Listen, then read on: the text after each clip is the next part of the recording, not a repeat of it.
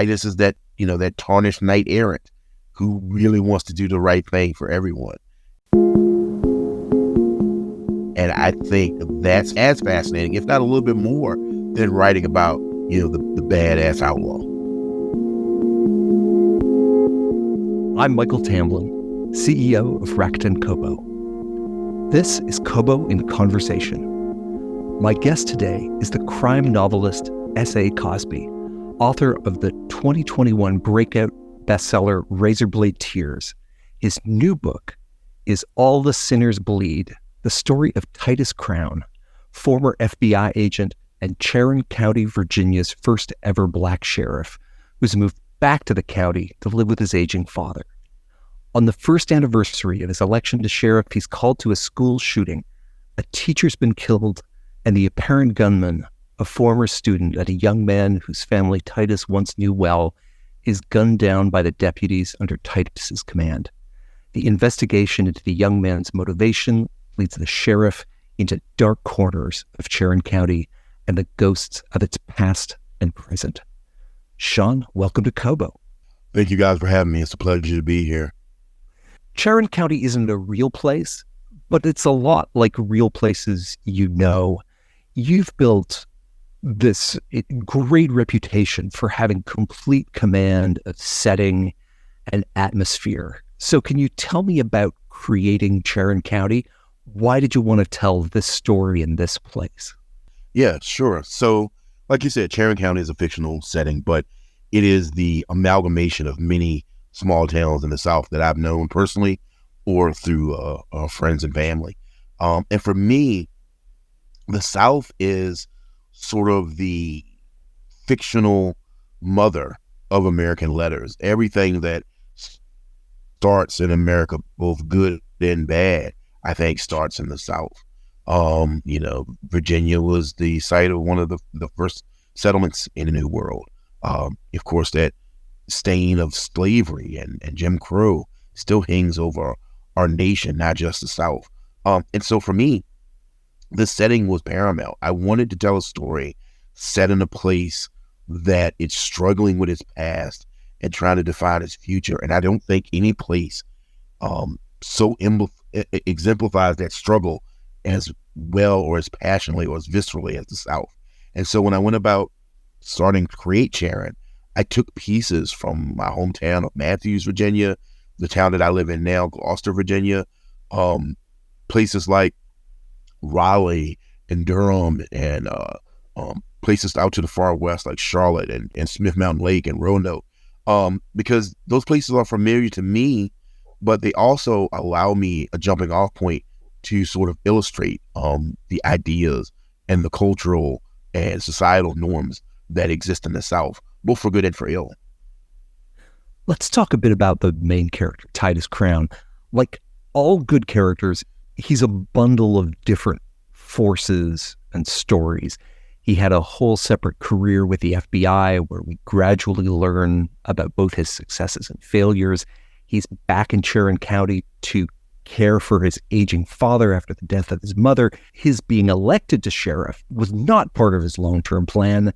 And he wants to be a force for justice, but he doesn't have any illusions about how thin on the ground justice can be. Did Titus emerge out of the story, or did he come to you as a character and you wrap the story around him? That's a great question. At first, All the Sinners Bleed was really going to be much more about policing in America and police brutality. And I started it in the wake of the murder of George Floyd. And fairly early on, I realized that I didn't have enough emotional distance from those issues to write effectively about them. Nobody wants a 300-page sermon, and that's what it was ended up becoming. It was going to be a polemic. And so I decided to pull back and sort of widen my gaze on the story. And I knew I wanted to tell it from the point of view of a police officer, even after I changed the initial plot a little bit, because I wanted to show a character who is trying to do the right things. And, Walter Mosley has this great quote that everybody has morals until they're tested. And so I wanted to show this character who's trying to do the right things and I wanted to show a character who's a part of what is traditionally not a social organization, so to speak, that always does the right thing. Police officers. And so at first, the story was very much built around what I wanted to say, and I didn't really have a great grasp on Titus as a character. And then one day I had a conversation. In research for this book, I talked to former police officers, both African American and white. I talked to former sheriffs, and I didn't really have a good grasp on Titus. And then one day I had a conversation with a friend of mine who's a former minister. And he was telling me about one of the things that bothered him about being a part of the quote unquote traditional church is that he very quickly realized that he wasn't helping the least of us. And that sort of opened the doorway for me with Titus. Titus is human. He's a man that has, like you said, contradictions, and he's not perfect by any means, but he really wants to do the right thing. And I think the thing that allowed me to really nail him down was his desire to help the least of us. He's elected sheriff.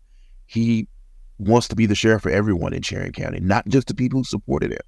And I think he finds out fairly quickly that is much more difficult than he anticipated. But Titus as a character, once I was able to nail that down, it sort of allowed me to create shades of gray with him.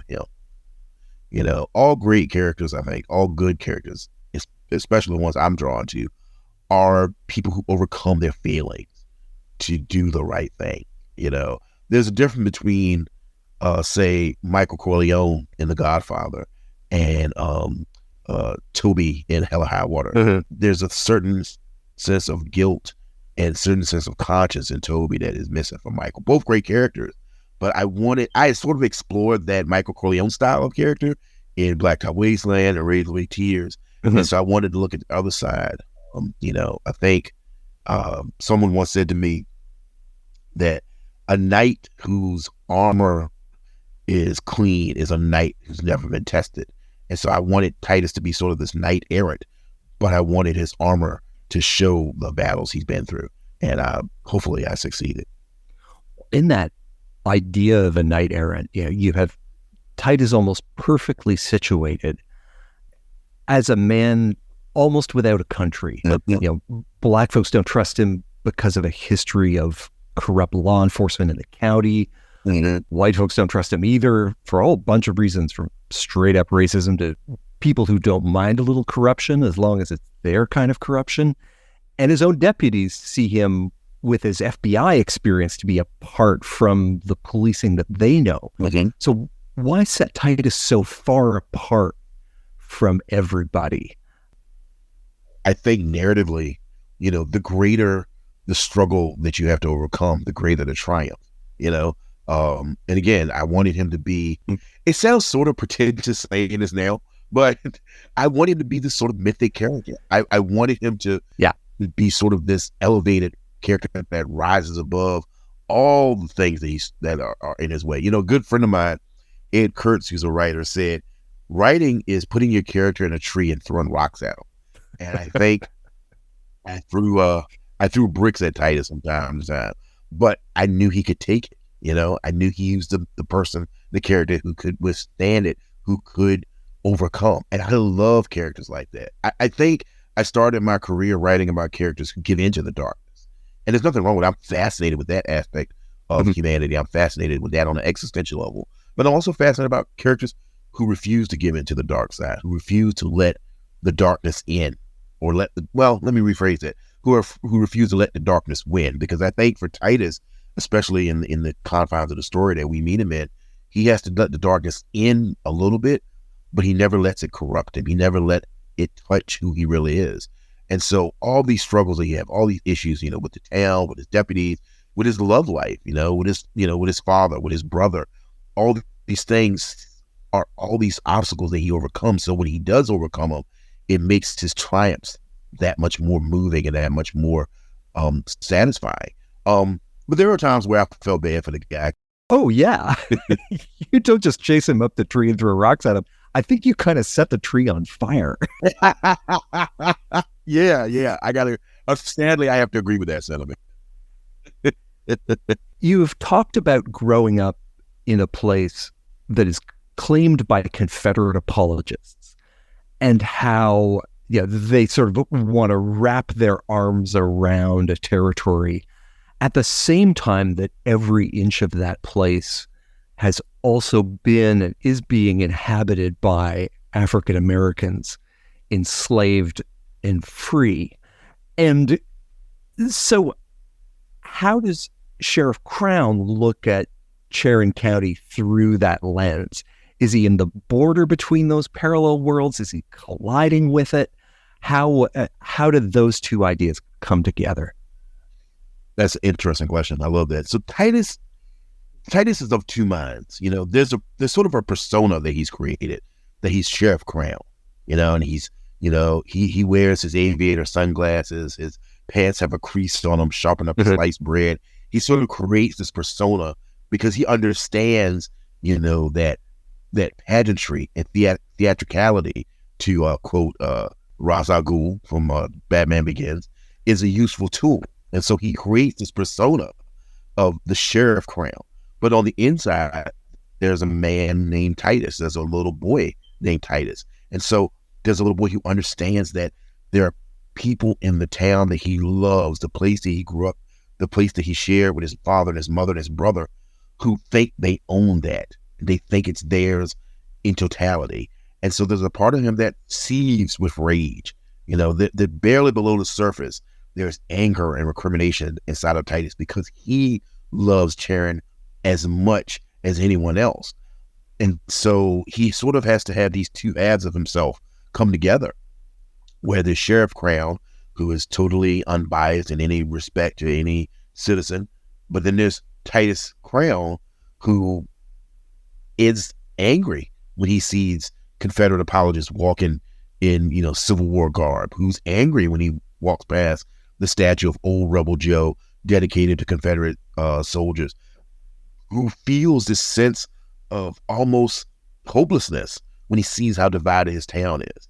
And so as a person, I think Titus is very much, he sees Charon in sort of a proprietary way. It's his too, and he loves it and he wants to protect it. He wants to be a part of it. But I think as sheriff, he understands that there are people who will never accept him as a part of it. And I think that saddens him. It saddens me as an individual. I live in a town where there's still a Confederate statue. I live in a town where, as I said time and time before, there are people who want to claim the place of my birth for them and them alone. And as I said before, every scrap of land that a good old boy walks upon who waves a Confederate flag today, someone who looks like me has bled and died and lived there. And it's just as much as mine as it is anyone else. So I think in that respect, Titus is sort of an avatar for me. But in every other respect, he's much cooler and much smarter than me. But I think those are the times that I do speak through him. Crimes in this book are dark, extremely dark. And as a not full-time reader of crime fiction, I actually put down the book for a little while when I got to the part early in the story where Titus discovers the horror of the crimes he's going to be investigating, and then follows them down into the darkness. And they're terrible, but they're really well written.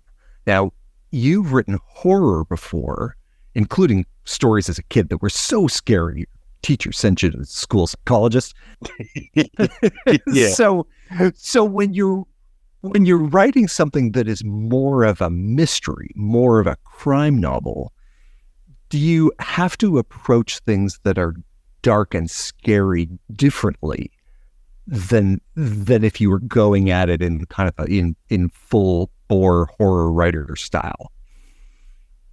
Yeah, I think so. I think you can write horrific events in a mystery novel, but they can't slip into supernatural. They can't slip into uncanny, and so you really have to work within the rules of physics, I guess is a way of describing it.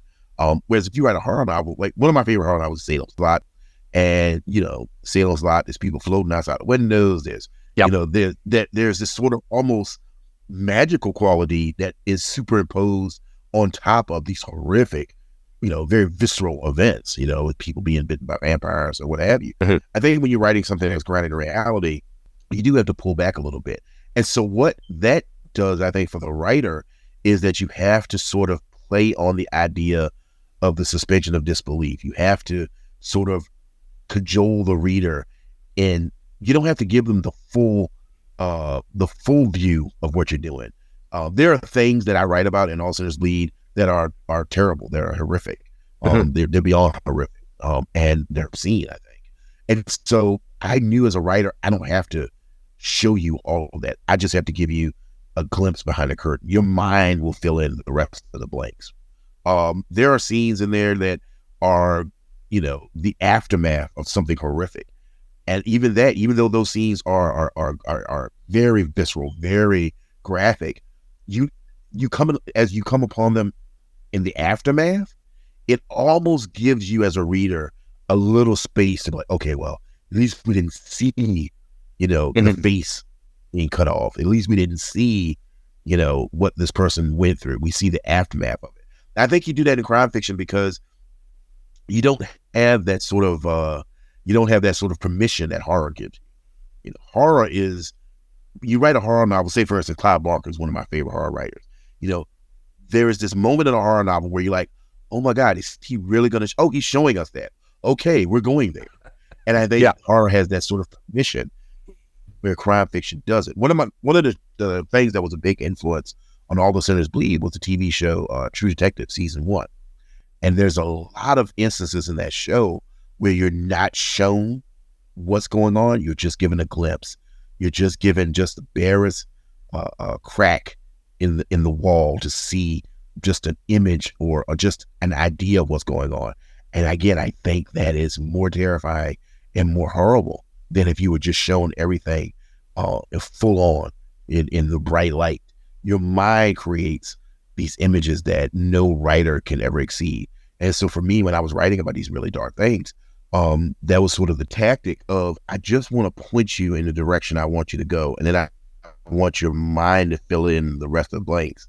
I think that's something that you have to do in crime fiction that, horror gives you permission to just, pull back the curtain or remove the sheet, as it were, completely. And I think with crime fiction, with mystery fiction, we just want to point you in a direction and let you fill in the rest of the blanks, which I actually find more intense as a reader. And I love horror fiction, but I think that, Stephen King has his line where he was a kid, he listened to radio shows, and there was a show called Inner Sanctum.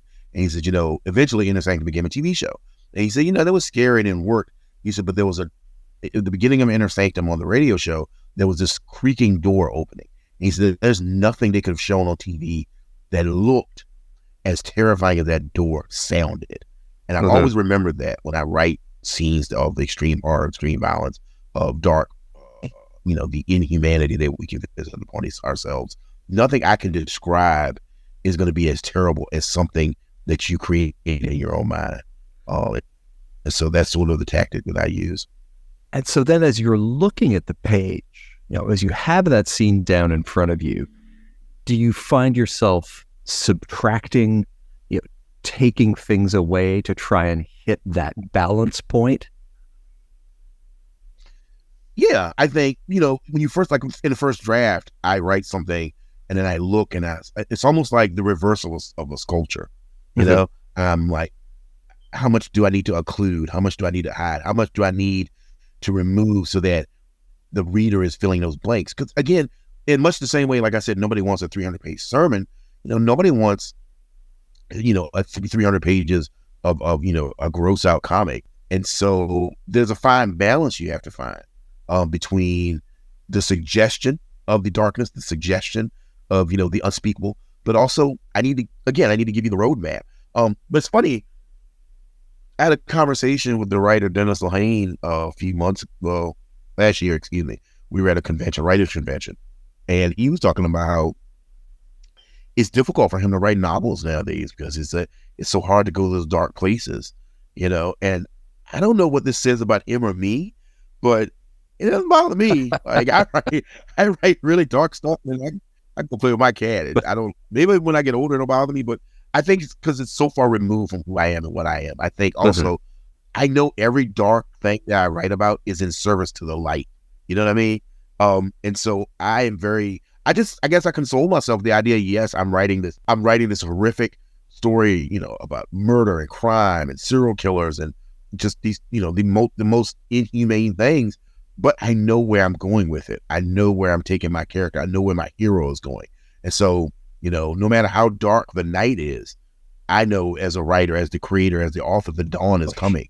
And so that's the way, somebody could say maybe that's my cop out and I'm able to assuage my guilt that way, but it seemed to work for me. The books you're best known for, before this one, Blacktop Wasteland and Razorblade Tears, both feature protagonists with criminal records, people on the other side of the criminal justice system than a character like Titus Crown. What comes to you more easily, writing the detective novel or a more inherently criminal crime novel? I said this before, it's not easy writing outlaws, but it's easier because, outlaws, they only have to abide by the code of ethics that they've given themselves, which a lot of times is very flexible.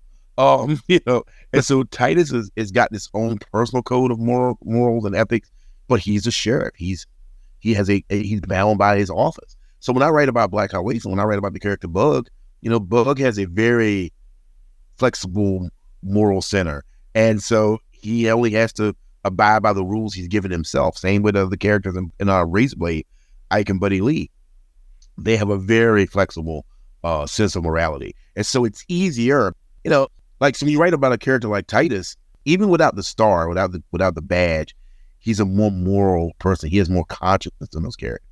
And so it does present a more challenging sort of set of criteria as a writer than if you write about outlaws, like I said, they just got to not get caught, and so Bug can run around town beating people up and kidnapping folks. As long as he didn't get caught, that's fine. But for Titus, if he does something slightly wrong, it bothers him. He loses sleep on it. Bug doesn't lose sleep about anything. I'll tell you a story really quick. So every Mother's Day, I post on social media a clip from the movie 3:10 to Yuma with Russell Crowe and Christian Bale. And there's a scene in that movie where Russell Crowe's character, who's an outlaw, who's a sociopath, is being teased and needled by a deputy. And the deputy says something horrible about his mother. And Russell Crowe character drags the deputy to the edge of a cliff. And right before he throws him off the cliff, he says, Byron, I always liked you, but you never knew when to shut up. And he whispers in his ear, even bad men love their mamas. And he pushes the deputy off the cliff. And I post on social media, I said, I think Bug from Blacktop Wasteland would agree with that sentiment. And every year, since I published that book, someone will come on my social media thread and comment, well, Bug's not a bad man. And it's like, yeah, he is. Have you read the book? Because he kills a lot of people. And so it's you sort of have a little more flexibility when you're writing about a character like that. But for me, I enjoy the challenge of writing about Titus. Because again, at the end of the day, Titus is that tarnished knight errant who really wants to do the right thing for everyone. And I think that's fascinating, or it's as fascinating, if not a little bit more, than writing about, the badass outlaw. You do introduce like a mirror image of Titus, his brother Marquise. He's cynical where Titus has optimism. He's a rule breaker where Titus upholds the law. And there's this scene between Titus and Marquise where Titus expresses his belief that broken systems can be fixed, that things can be made better than they are. And it's tempting to me, at least, to want to attribute that optimism to you. But then you've also written characters like Bug. You've also written Marquise's more cynical perspective. So I'm interested in where you land on that optimism, cynicism spectrum yourself. I think I'm in the middle. I'm not as optimistic as Titus, but I'm not as cynical as Marquise. I think, growing up as an African-American man in the South of a certain age, I've seen things get better. I cannot lie that things have gotten better than, when I was a young boy or a young man. And I'm not ancient by any means now, but I'm older. And so I can say that things got better. But then I also see how far we have to go with those systems, with judicial systems, with sociological systems, governmental institutions. I had this, I think I'm one of those people when President Obama was elected, I had this moment of really great optimism. But I never was as optimistic as say some of my other friends who were like, well, we're in a post-racial moment. And I said, no, I don't think so. I don't think electing one black president allows us to enter a post-racial moment in a country that, enslaved people for 400 years. And I had a friend of mine who's a good friend of mine who's a sociologist, actually. She said, what I'm afraid is going to happen is these systems, because they've seen this advancement, they've seen this progress, are going to give their, she called it their death rattle. And they're going to double, re-triple their efforts because they realize that things are changing.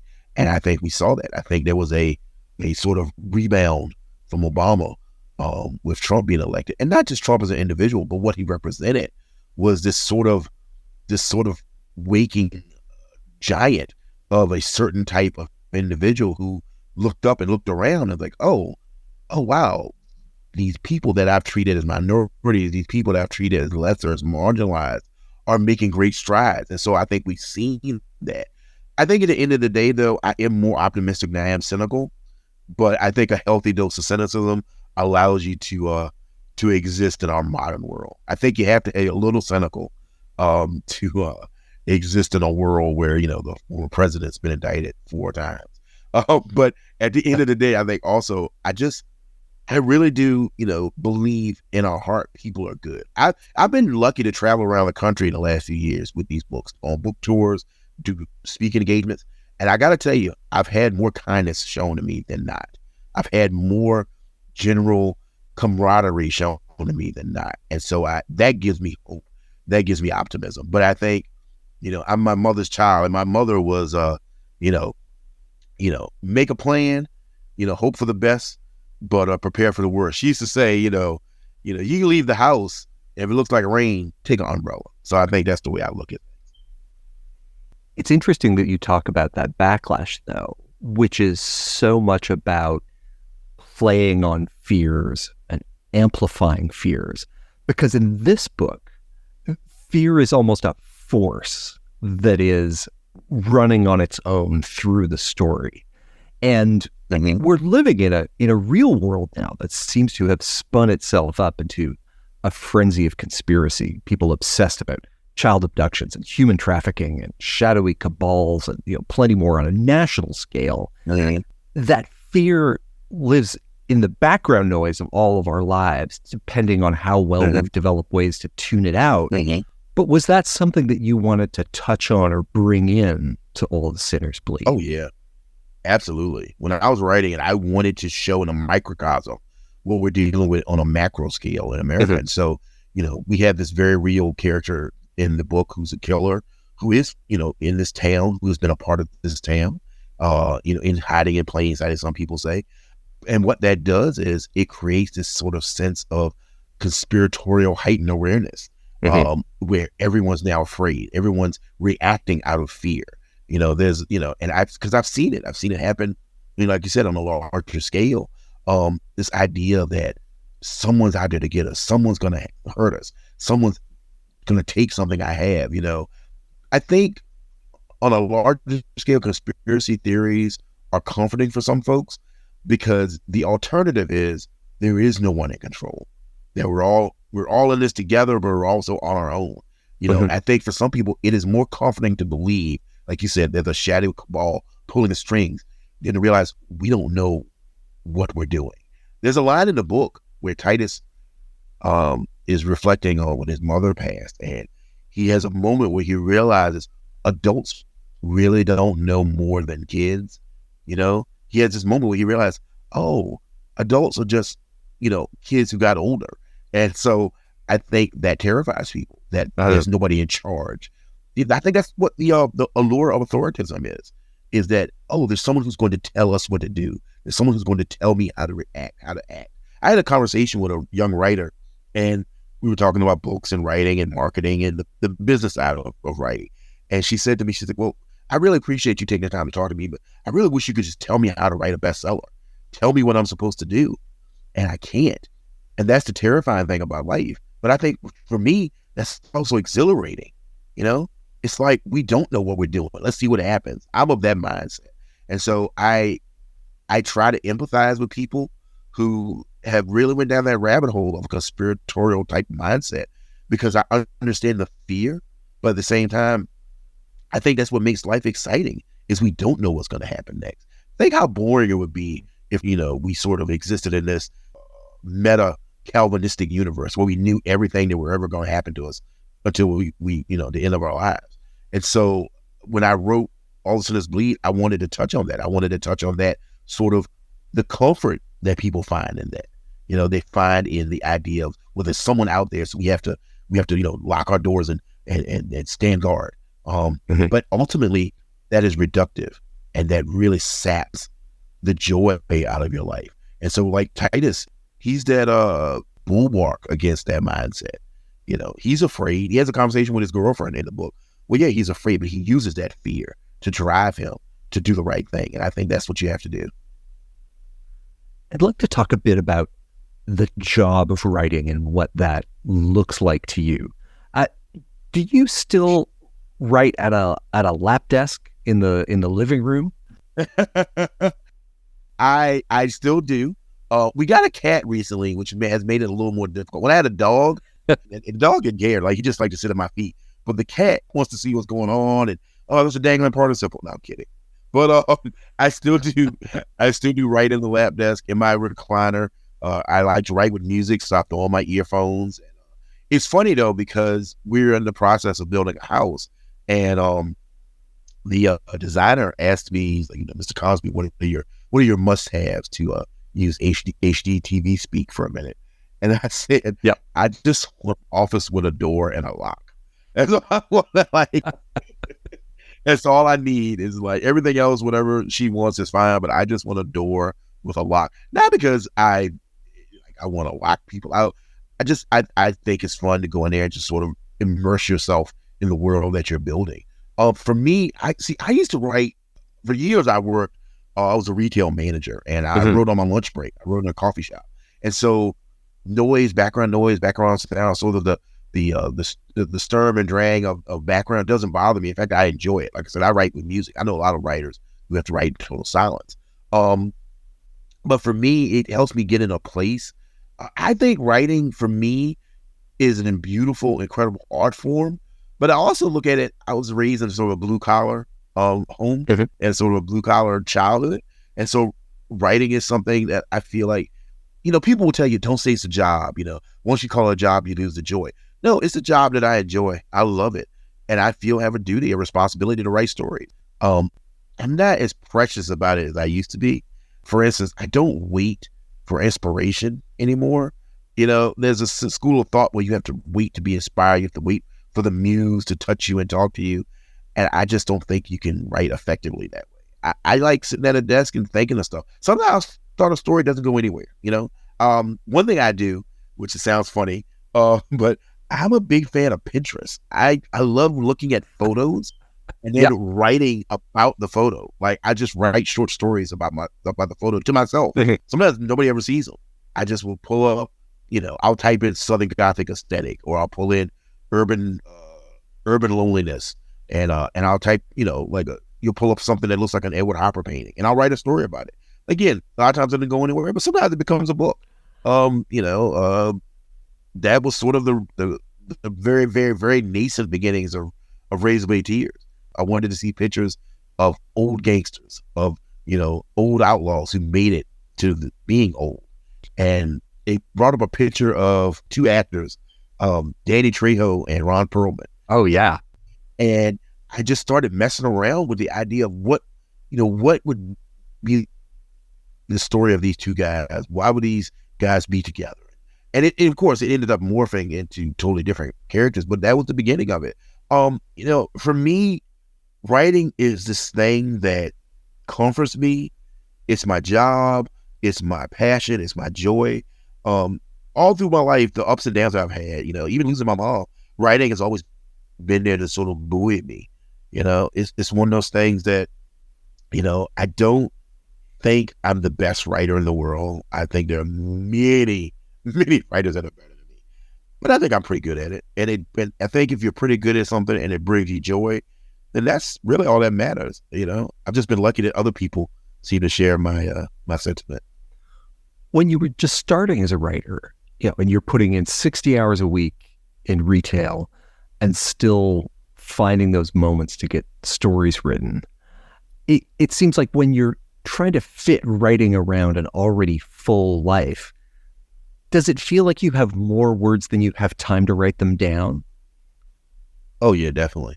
I think when you have to make time to write, it also, you have all these stories. You're like, I don't know if I'm ever gonna have time to put these stories down. I don't know if I ever have time to write all the things that are going on in my head. But also, when you do have time to write, it's so precious, because you don't have time to, as my mom would say, you don't have time to lollygag. You have to write. I have an hour for lunch. I have 58 minutes where I get to write and then 2 minutes to go back to work. So I really have to focus. I have to hit the hammer hard. I think once you have a little bit of success, I think, not to be too facetious, but it is sort of the eye of the tiger. Once you start getting comfortable, you can lose that spark that gave you that sort of strength, that sort of inspiration. And so, I mean, I don't think you have to be like, I don't think you have to be like I was, like economically desperate to write good books. But I do think once you have a little bit of success, you have to remember what it is about writing that brought you to this place.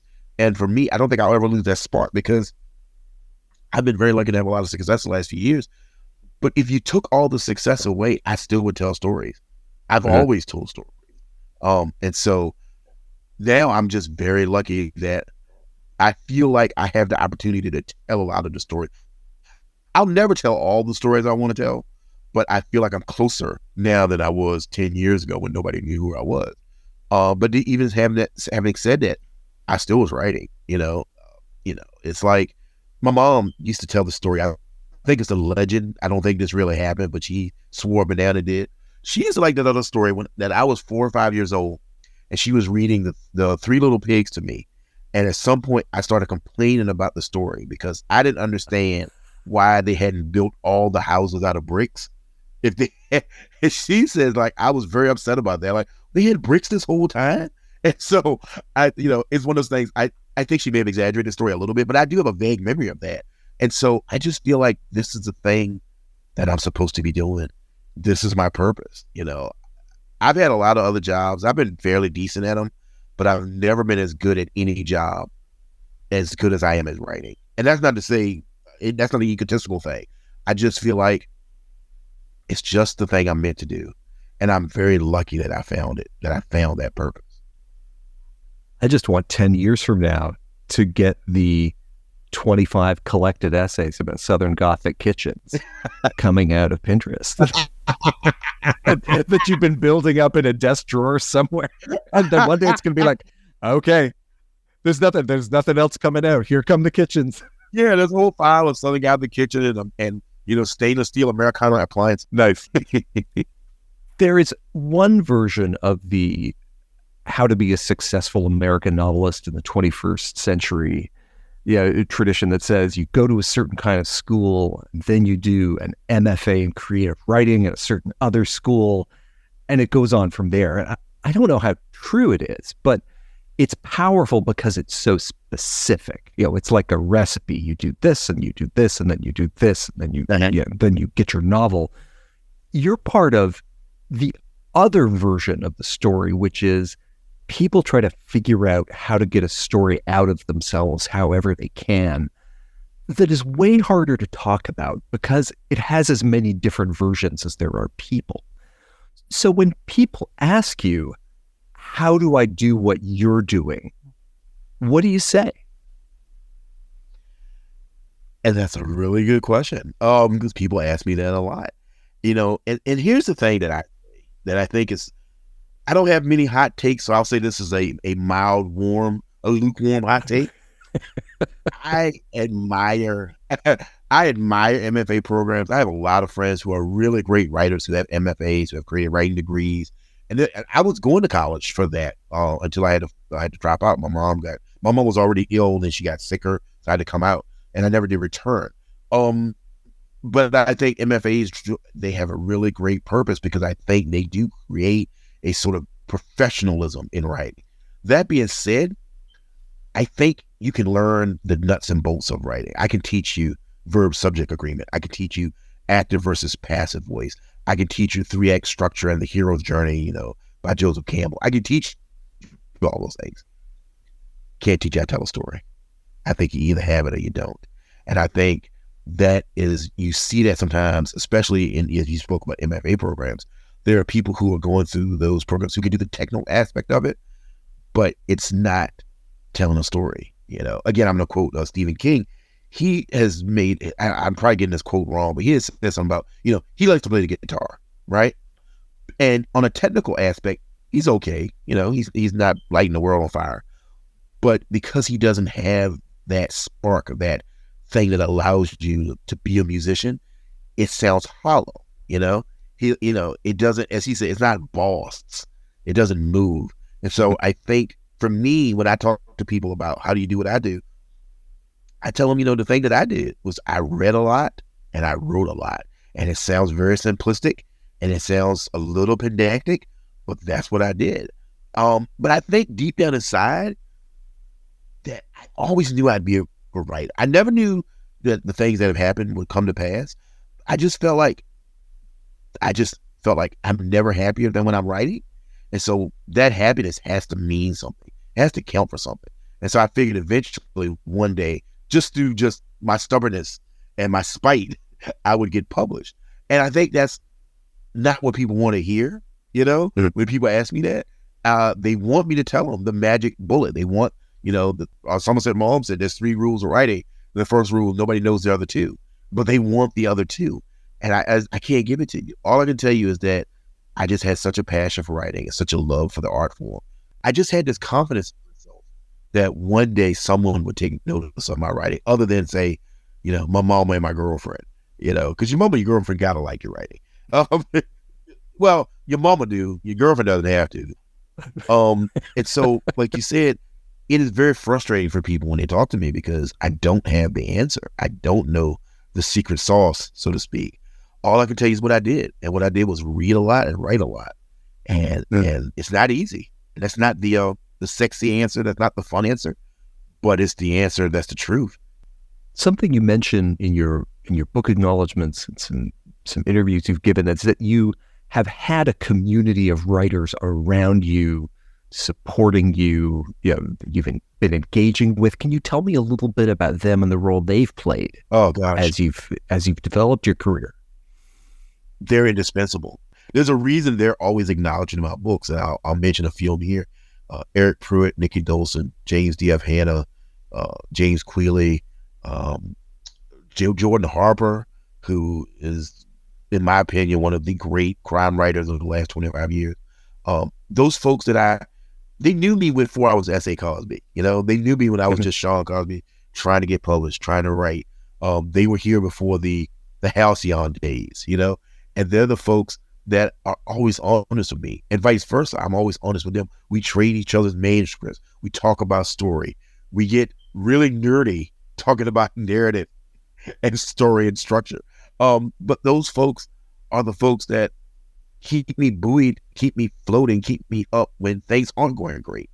I would love to tell you that every book comes out, as smooth and as shiny as a new egg. But it doesn't. The process sometimes for writing a book, for me at least, it's like chopping down a tree. Sometimes it feels like you're using a chainsaw, and sometimes it feels like you're using an axe, and sometimes it feels like you're using a butter knife. And those folks are there when the butter knife days come upon you, and they help keep you centered and they help keep you grounded. But they also, they encourage you to be great. I had a conversation recently with Jordan where we were talking about books and writing and what we wanted our legacies to be, what our careers to be. And, it's good having a friend who not only supports you, who is honest with you, but also inspires you. Friends who are like, inspire you to not just say, hey, I really like to write a good book, but friends who inspire you like, no, I want to write a classic. I want to write a book that in 15 years people are still talking about, whether they will or not. Having friends who inspire that desire in you is indispensable. I wouldn't be here if it wasn't for them. Because writing is such a weird obsession. It's like writing a book is like telling yourself a joke for 9 months and hoping everybody else gets the punchline. And I don't think very many people understand it unless they're writers. That struggle that you have as a writer between choosing the right word to describe darkness, or this sentence just doesn't sound right, and you spend maybe hours trying to get the rhythm down. If you try to explain it to somebody who's not a writer, you sound crazy, because you are a little crazy. And so other writers understand in that madness, and they join you in it. And so it's not so bad, like we're all on the crazy train together. So at least I'm here with my friends. And that's sort of what that community does for me. All the Sinners Bleed is your fourth published novel in as many years. But unlike, I think, every other crime novelist on the bestseller list, you're writing standalone novels, not series. Do you see yourself carrying on stories with any of the characters you've written? Or are these complete exactly as you've told them, and then every book starts again from a blank page? It's funny. A couple of years ago, if you'd asked me that question, I would have said, yeah, that's it. I just write complete stories. Every book's a closed loop, and we're moving on to the next. But I've sort of started doing this thing where characters from previous books are mentioned or referenced in current books. I wrote a book called My Darkest Prayer, which is my first book. It's published on an independent publisher label, and it's been re-released by Flatiron. And there's a character in there named Nathan Waymaker, and he makes a cameo in All the Sinners Bleed. I have this desire to maybe tell more stories about Bug from Blackout Wasteland. I maybe want to see what happens to him after the end of the book. I have a really deep desire to write a prequel to Blackout Wasteland about Bug's father. And so those ideas, I don't think I'll ever be a writer who writes long series stories, but I definitely do want to revisit some of these guys. Like with Titus, I wrote All Sinners Bleed, and at the end of it, I thought, well, I really created an interesting character with Titus, and I thought I told a good story with him. But the big dude, he's grown on me. He's somebody that I think has a few more things to say. And again, like I said, I think if you ask me, am I going to write a series like Lee Child and Jack Reacher, or I'm going to write like Elmer Leonard, where he revisited characters over the years? I think I'm probably closer to the Elmer Leonard style or template. But I think that's okay. I used to think you shouldn't do that. I used to really be a true believer of the standalone idea. But I find it interesting to maybe revisit these characters and see where they are and see what's happened with them, and sort of talk to them again and see how life is treating them. And so you're probably going to see Titus again. I have a whole quadrilogy that I want to write about Bug and his family, about him, his father, and his grandfather, and his sons. So that's probably, God willing, in the creek door rise coming on down the line. I think as I get older, those characters and revisiting them is very comforting. It's very, it feels good, because I feel like I've created something with these characters that can stand the test of time. And so it's very interesting as a writer, but as a creator, it's just heartwarming to go back and see how they do it. I mean, I'm going to put them through hell, but it's still fun to revisit with them and talk to them a little bit. Sean, thank you so much for joining us. Thank you guys for having me. This was a pleasure. It really was. Thank you so much. I've been speaking with S.A. Cosby, author of All the Sinners Bleed. Find it and all the books we spoke about at Kobo and Conversation's home on the web, kobo.com/conversation, and check the show notes for a link. Subscribe in your podcast player of choice to catch every episode, and if you enjoyed this one, tell somebody. Kobo and Conversation is produced by Nathan Maharaj and hosted by me, Michael Tamblyn. Thank you for listening.